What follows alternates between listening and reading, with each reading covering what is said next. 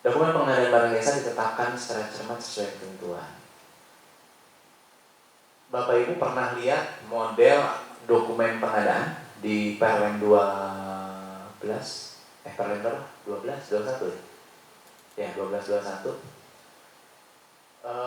Atau di, bukan model dulu, apa namanya? Kalau sekarang kan model dokumen pengadaan. Kalau dulu apa namanya? Standar, SDP.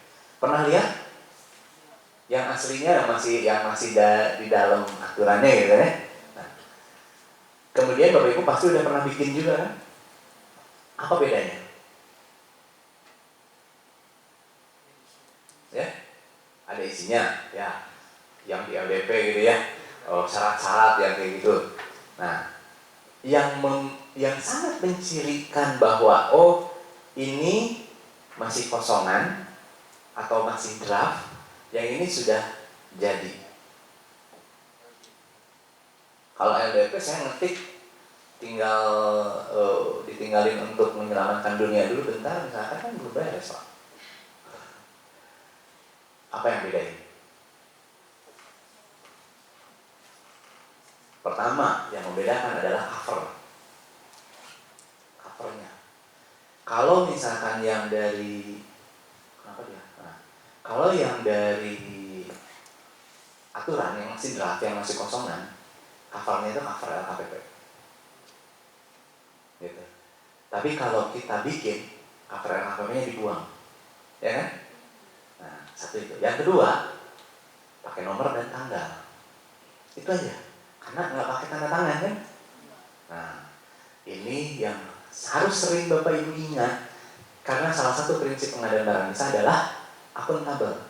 Akuntabel itu bisa dipertanggungjawabkan, at least secara definisi sederhananya tercatat. Kalau udah tercatat bisa dipertanggungjawabkan. Ada bukti catatannya. Nah, ini yang bagus itu, ya. Oke.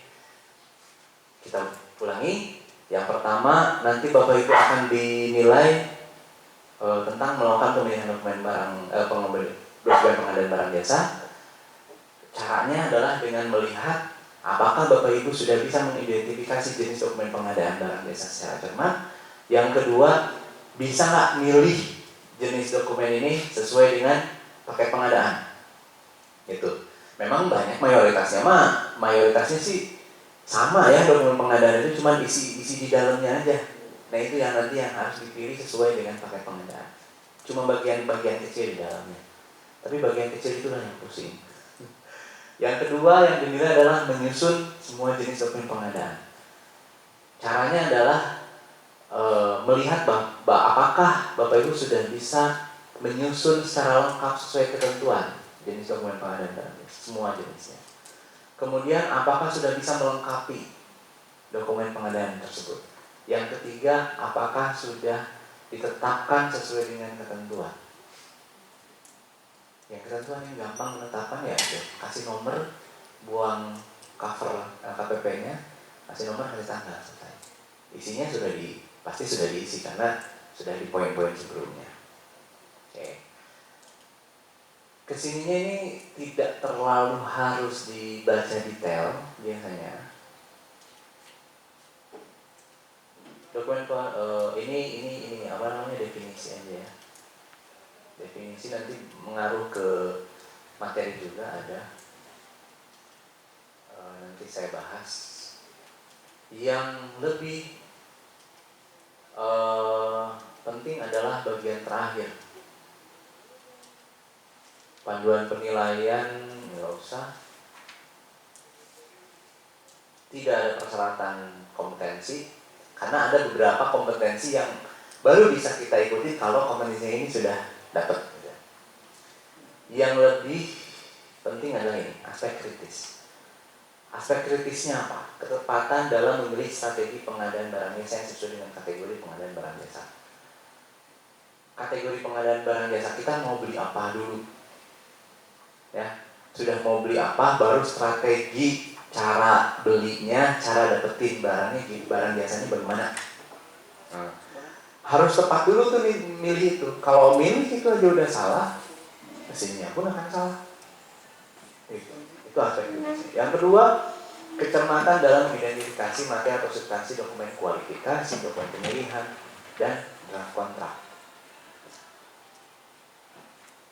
Ya kalau nggak bisa mengidentifikasi mana dokumen kualifikasi, mana dokumen pemilihan, mana draft kontrak, ya nggak akan benar penilaiannya pun. Nah kemarin di materi di kelas CPSP sebelumnya sempat ada kejadian dari perusahaan swasta, kalau tidak salah bukan BUMN, itu dokumen pengadaannya tidak ada draft kontraknya.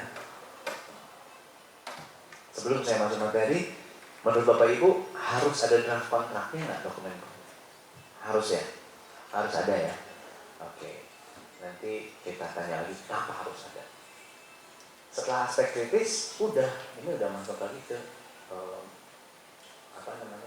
ke unit kompetensi yang lain. Jadi Bapak Ibu nanti tinggal cek yang aspek kritis sama cek tadi tabelnya itu, pelajari itu untuk bekal nanti hari Kamis. Bisa? Bisa ya? Baca judulnya kan punya nih materi yang mau diujikan apa saja. Cari unit kompetensinya di sini di SKKNI nomor 70 tadi. Sudah ketemu, baca tabelnya, apa yang mau dinilai, bagaimana cara menilainya, kemudian aspek kritisnya harus hati-hati apa.